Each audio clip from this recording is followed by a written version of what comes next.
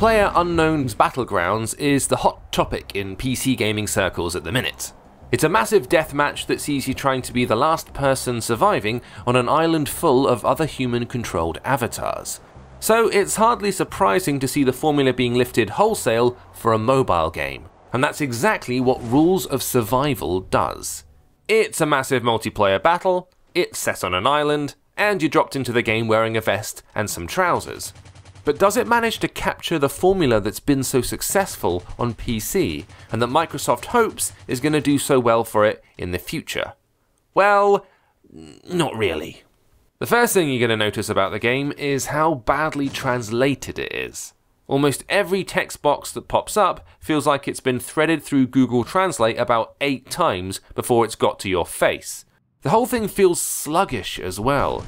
It crashes, it chugs, and it takes you a good long while to figure out just how to get into a game. When you do, things start looking up, or at least they start looking up a bit.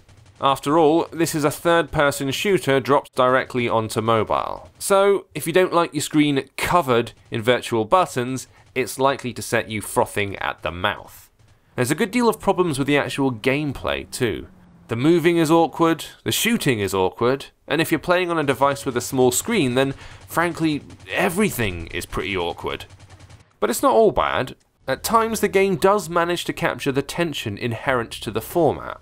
You're not just trying to kill, you're trying to stay alive. Hiding in a barn has never felt quite so intense on mobile, and Rules of Survival should be championed for that.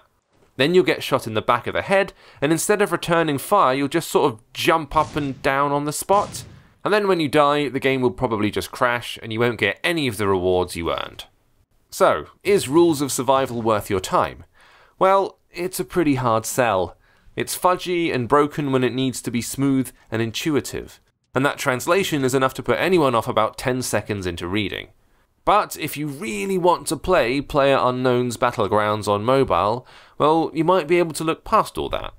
And if you are considering it, maybe give it a little while to iron out some of its multifaceted kinks before you dive in.